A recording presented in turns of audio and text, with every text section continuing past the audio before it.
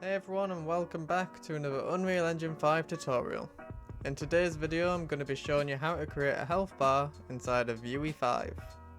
So by the end of the video you're going to have a fully functional widget which represents the player's health, and you'll also have a character which will disappear whenever they get 0 health.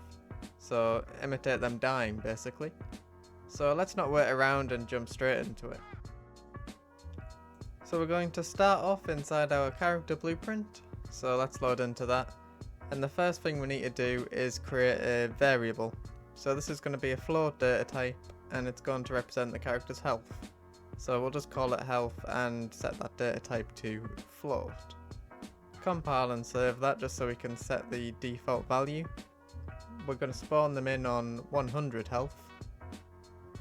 So now that we've saved that, what we can do now is we're going to create a custom event. So we're going to create 2 events, take damage and heal, just so we can test the health bar and the health in total. So in the take damage custom event we're going to have an input which will just be called damage. It's going to be of type float, and we want to subtract this from the player's health. So we're going to drag off our health variable to the take damage and set this. Then we're going to get the health and minus whatever the damage is and set that back to the health. So compiling and save now.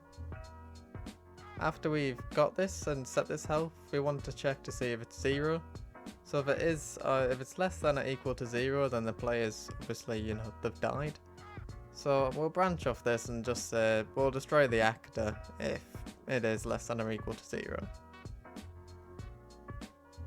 Next thing we're going to do now is create another custom event, the one that I was talking about, which is heal. So this is just going to add health back to the player.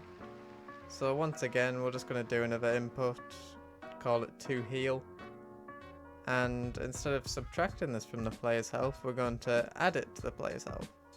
So we'll drag off here and say add, and then we will get the player's health, add that back there, and we want to set that just like we did in the take damage function.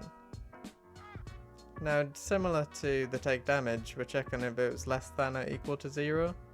We're going to check if this is greater than or equal to 100, because you don't want to heal them past 100 because, well, if 100's your max health you don't want to go above that, do you? So we're just going to check to see if it is over 100. So say if it's 101, then what we'll do is set them back to 100 so they can never go over 100 health. It just keeps it more functional and makes sure you can't have invincible characters, which would be quite a bad bug in your game. So we're just going to select all here and click C to comment, and set this up as health functions, just to make our code look a little bit neater. We'll compile and save, and what we'll do next is, just for testing purposes, we're going to check our keyboard events just to call these take damage and heal functions. So whenever we click the 1 key we're going to call the take damage, and whenever we click the 2 key we're going to call the heal. And for demonstration purposes also I've just set a damage and to heal value of 10. So in the take damage set that to 10, and in the heal set that to 10. It just means every time we click 1 and 2 we'll be able to see those changes happening in real time on the health bar widget, which is what we're going to create right now. So create a widget blueprint, call it with WBP_HUD or whatever you'd like, and load into it. Obviously we need a canvas panel, so drag one of them on, and we're also going to be using a progress bar. So this will allow us to see the widget change in real time. I'm just going to style it a little bit and put it in the bottom left where health bars usually are. And I'm also making it a bit bigger as well, it's a little bit small. So drag it around a little bit. The default colour with the progress bar is blue, and that usually doesn't represent health. So after I've compiled save here, what you'll see me do is change the colour to red. So I'm just going to set that red as it'll go really, and mess around with the percentage, make sure it looks happy.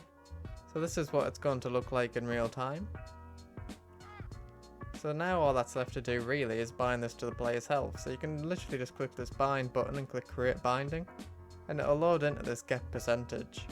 So what will get you is you need to convert the player's health to a percentage, so 0 to 1, not 0 to 100. But we're going to get our player character and cast that to our third person character, where we have access to the health variable. So now that we've got this, we can drag off here and say get health. And then we need to divide this by 100 in order to get it as a percentage. So 50 health will be 0.5, which means it will fill up half of the bar. As opposed to, if you just set it as 50, the bar's always going to be full unless you hit 0. So make sure you divide by 100 to get it as a percentage. And with that all said, the last thing we need to do is actually add the widget to the player. So just create widget in your begin play. Select our icon WBP_HUD and add that to the viewport. So after we've compiled save, we should all be good to load into the game and give it a test. So if I just back out of here, you can see our health bar in the bottom left there. If I click 1, you can see me take damage. I'm losing 10, and if I click 2, I'm gaining 10. So if I lose 1, if I click 1, I'm taking damage. If I click 2, and you can see I took too much damage, got 0, and my actor was destroyed.